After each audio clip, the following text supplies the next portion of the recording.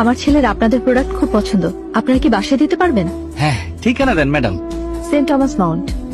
সিদ্ধু, দুষ্টুমি করছো কেন? ম্যাডাম, ভেতরে খেলো। বাহ ভাগ্যা, তুমি তো খুব সময় মেনে চলো। কি খবর ভাগ্যা? কেমন আছো ভাগ্যা? ম্যাডাম,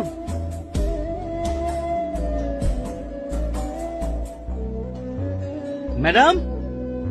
হ্যাঁ ভাগ্যা, হ্যাঁ, আমার ছেলে ঘুমাচ্ছে, তুমি বাইরে রেখে যাও, আমি নিয়ে নেব। ফুলের টবের নিচে টাকা রাখা আছে।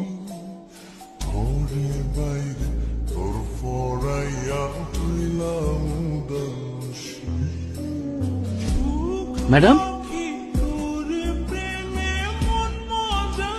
Madam, madam.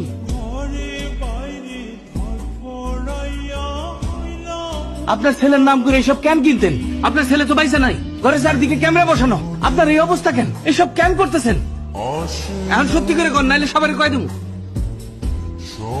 আমার স্বামী রোড অ্যাক্সিডেন্টে মারা গেছেন। আমার একমাত্র ছেলে সিদ্ধুই আমার বেঁচে থাকার একমাত্র কারণ আর অবলম্বন ছিল। ওর জন্যই আমার জীবন ধীরে ধীরে বদলে যাচ্ছিল, কিন্তু এই সুখ বেশি দিন টিকল না। ওর শরীর দিন দিন খারাপ হচ্ছিল। আমি ভেবেছিলাম সাধারণ জ্বর হয়তো। ওর সিটি স্ক্যান করা হলো।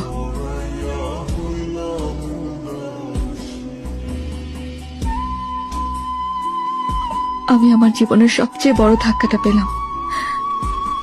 ওর ক্যান্সার হয়েছে।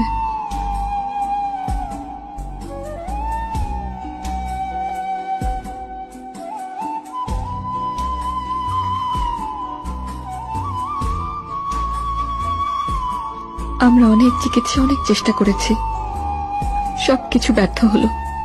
এটা আমি কোনোভাবেই মেনে নিতে পারছিলাম না। ডাক্তাররা বলল জাঙ্ক ফুডের কারণে এমন হতে পারে, হয়তো জাঙ্ক ফুড থেকে ওর এই রোগ হয়েছে। পরে আমি এই বিষয়ে ডাক্তারের কাছ থেকে আরো বিস্তারিত জানতে চাইলাম। আমরা টিভির বিজ্ঞাপন দেখে জাঙ্ক ফুড কিনে ফেলি, কিন্তু এগুলো মান নিয়ন্ত্রণ করে বানানো হয় না। এটাতে আসলে ন্যাচারাল কোনো উপাদান থাকে না।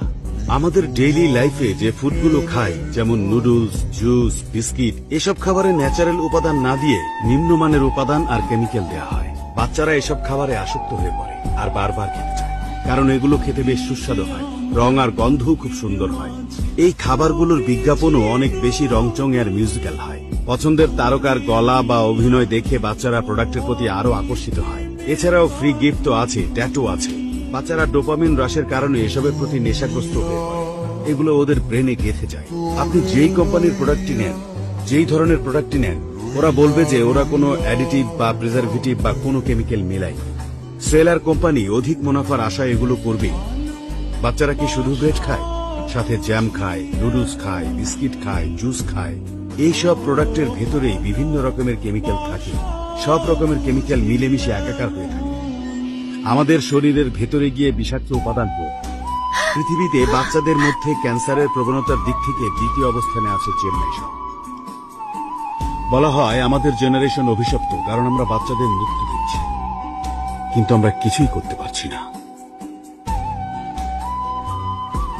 আমার বাচ্চার মৃত্যুর প্রতিশোধ নিতে আমি স্যাফরন কোম্পানির বিরুদ্ধে কেস করে দিই। আমাদের প্রোডাক্ট থেকে যে ক্যান্সার হয়েছে সেটার কি প্রমাণ আছে আপনার কাছে?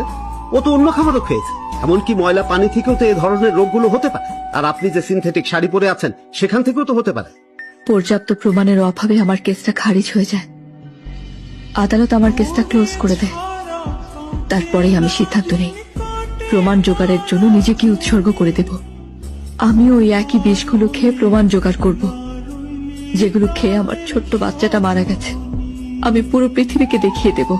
আমার ব্লাড সেলের পরিবর্তনের রিপোর্ট করার জন্য আমার মোটামুটি 4 মাস সময় লাগবে।